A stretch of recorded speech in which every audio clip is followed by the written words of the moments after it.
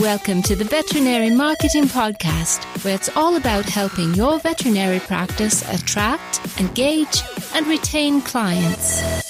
Broadcasting a new podcast every Monday from sunny Southern California, here's your host, Brandon Busier.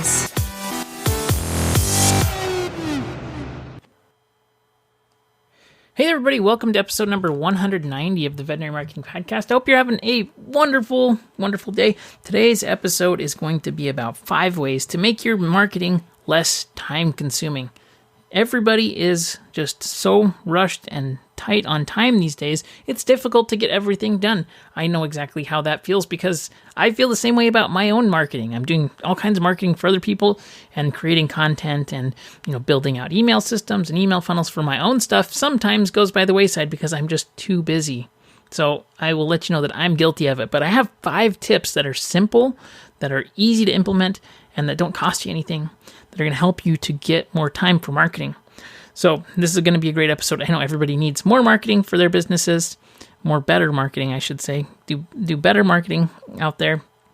So this is going to be helpful. Before we begin, a few things. First, if you haven't done so already, be sure to sign up for the Facebook group. It's totally free. You can go to facebook.com/groups/the veterinary marketing nerds. Request to join there, and you can get help with anything that you need help with. So it's a great place with tons of smart people. The second thing I want to mention is if you haven't done so already, be sure to subscribe in iTunes, Google Play, Spotify, wherever you get your podcasts. And if you could do me a huge favor, if you're listening on an Apple device today, if you look down and you see your beautiful iPhone, head on over to the App Store, leave an honest review. I would really appreciate it. That would mean a lot to me. So thank you so much if you have left a review in the past. All right, let's jump into today's episode. Today, we're talking about 5 ways to make marketing less time-consuming. The truth is, this can take tons and tons of time.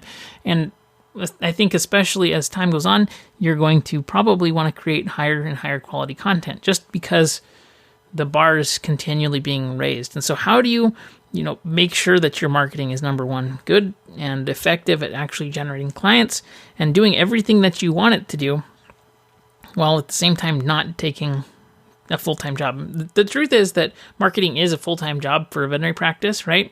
But if you're the person that's going to be creating content, or if you're going to be, doing posts or making videos or whatever it is that you're doing that you've decided is going to be important to help grow your business, connect with clients at scale, and that's ultimately what marketing does, in my opinion, is it lets you communicate with your clients at scale, without having to individually talk to people one-on-one, which one-on-one is great, but you can use this to communicate with tons of people, build a community, build an audience, and use that to grow your practice. So the first thing that I think is very, very important is building out a plan.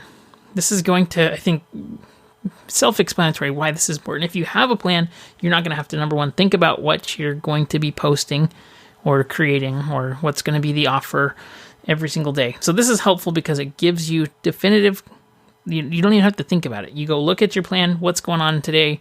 Okay, this is it. Let's go execute it.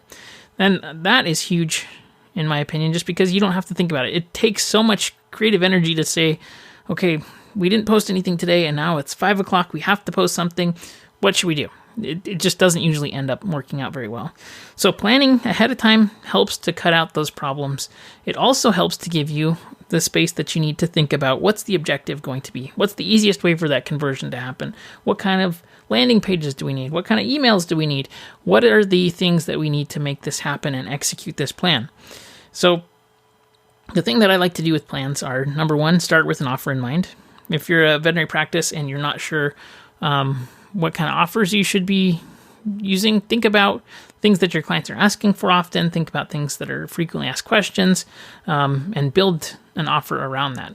If you know, for example, every single time that somebody comes in for a wellness exam, the clients always say, I have a question about, the pet food or this kind of medication or this weird thing that my dog's doing.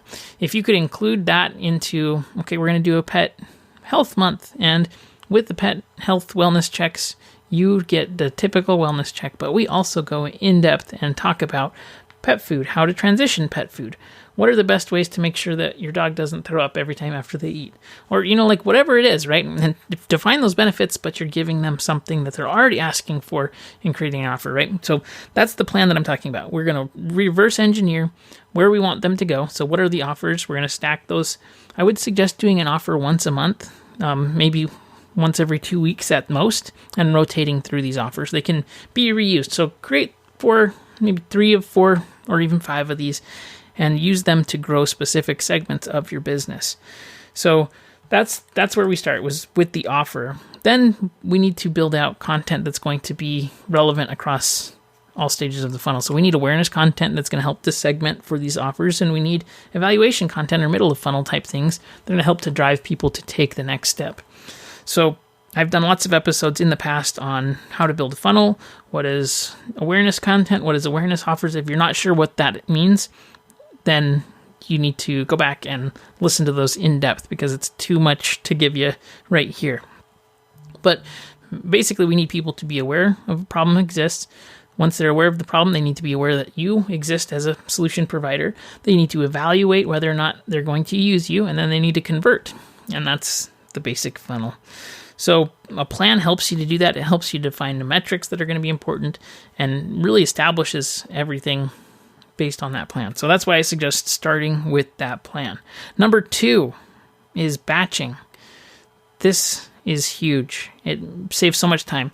There's softwares that you can use, like Planoly, like Meet Edgar, like Hootsuite, there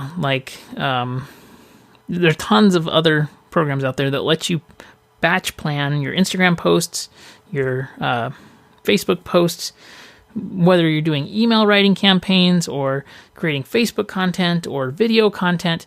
If you can sit down and batch things out, especially if you're making video content or things like that, it takes so much time to set up and tear down lights and find your camera, make sure your battery's charged. Is this SD card okay?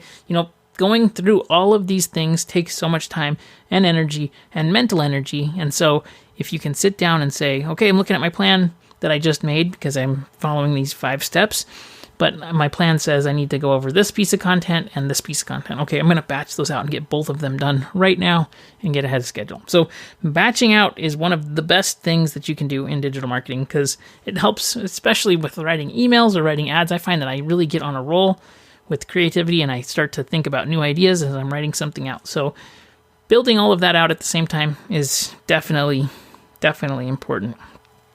It's the secret sauce to getting way more done, batching out your work. Number 3 is building a company profile script.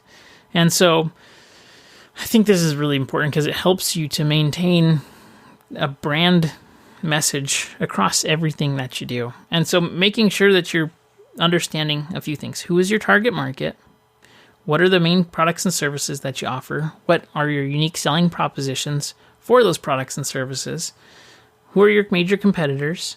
What are their strengths and what are their weaknesses? I'm not saying you go out and say, this animal hospital on the street has, a smelly lobby. That's not what I'm saying at all. But you need to understand that there definitely are USPs that other practices will have that would make somebody want to possibly go there. So don't be blind to that. Then you need to know what you stand for at your practice. And I think, what do you stand for in terms of benefit to the client? And then what do you stand against as a practice? So maybe you are, whatever it is that you're against. And create a statement that is going to help you to create content, create emails, create videos that are going to help you to convey what is in it for the client without having to reinvent it every single time. When I create a company profile, and I will link up a copy of I have a Google Doc that you can use to get this, and it has a bunch of questions for you. Then it helps you to really define what it is that you want people to know about you. And if you think about this, when you're doing ads or if you're doing emails, what is it that you want to be known for? If your clients could know why they should come to you, what is that? And if you talk about, well, we've been in business since 1971, that's not relevant to the client. They don't care. They want somebody who's going to be good at what they do. They want somebody who's going to be affordable. They're going to want somebody who's going to be trustworthy, that it's going to have their best interest at heart. And so how do you convey that? And this is a great way to do that. But once this is complete, you can use this as a basically model for all of your content that you're putting out. Apple or other large companies, they have this in their catchphrases and taglines of their products, right? An iPod is 1,000 songs in your pocket. Simple benefit statement that's easy to understand immediately. What is the benefit statement for your practice? And then how are you going to convey that in your marketing? I think it's just so effective to have your marketing that has a coherent brand statement across all of the pieces. It's not disjointed and this. Today we're talking about this thing that's kind of important, and then the next day it looks different and it looks, this way. I think that is super important. Along that line, and this is just like 3.5 because I just thought about this as I was going. It's not actually one of them, but building out a brand kit that says it has your logos all in one place, also has your brand colors, images that you can use regularly, and putting those into a Google Doc or a Canva account so that you have access to those regularly. It saves so much time. Trying to find stuff drives me crazy, and especially because I work with so many different companies, it's like, oh, where's that one logo? Or what font do we use here? Pulling that stuff up is so time wasting. So have everything in one place, and typically I'll create a folder that'll have all the different brand assets. It'll have the colors, it'll have the fonts, it'll have the logos, and this kind of language too, as far as target market, client avatars, all the stuff that you really need to have there in one place. All right, let's talk about number 4, and this is templates. When you write something, whether it's an email, blog post, something, use it in a way that you can create a template out of it so that you can duplicate your work. When I write new emails for clients, I will typically use it as a template when I have, let's say I'm doing reminder emails, or if I'm doing a new client email, or whatever it is that I'm trying to do. I'll typically have one objective that I'm trying to achieve on any piece of marketing. But if it's longer form, whether it's a blog post or an email, I like to make it in a way that I can reuse that piece of content in the future, typically by templating things out. And so oftentimes I'll actually go through and I'll write different templates for myself and use different frameworks that I've found are interesting, even out in emails that are not even in the industry. My email inbox is a constant source of inspiration where I see somebody stacking, here's a problem, agitate solution with a unique call to action, or things like that. But really having a template in place that'll give you an idea and a framework and a place to start so that you're not just starting from scratch is extremely important. It helps save so much time, because if you're staring at a blank page and you're trying to think, okay, I've got to send out a newsletter, what should I do? If you have a template for your newsletter and you have, template block number 1 is going to be client of the month story. Template block number 2 is service highlight offer of the month, and on and on and on. It's very, very helpful. So templates are extremely helpful in my opinion, and it's something that I like to do. I know a lot of people don't like the word templated, just because it's not custom, but it just is like a framework to start off with, right? I think you can customize templates and it works well. So the next thing and the last thing here is repurposing.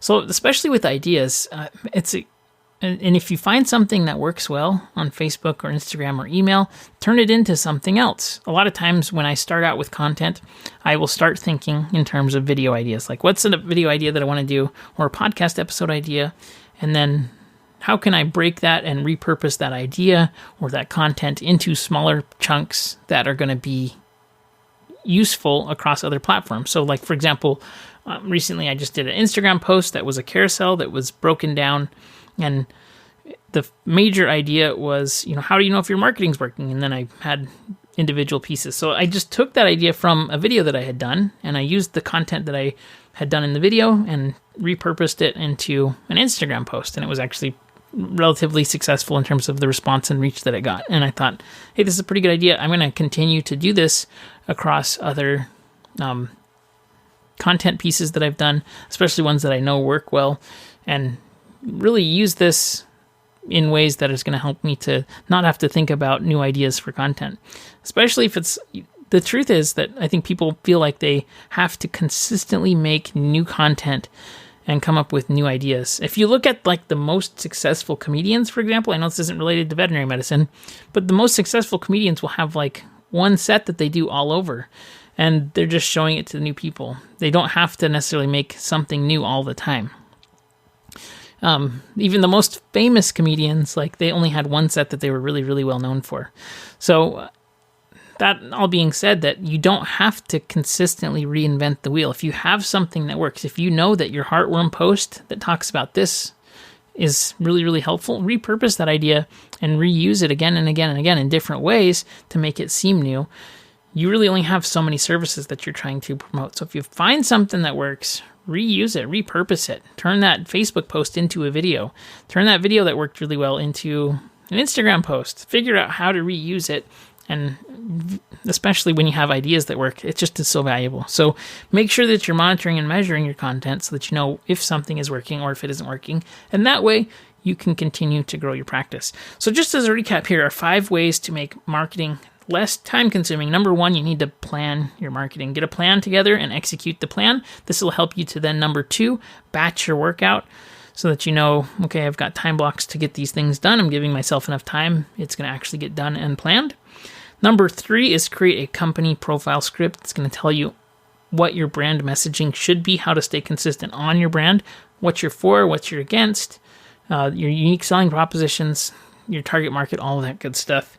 Number 4 is create and use templates and frameworks for your content.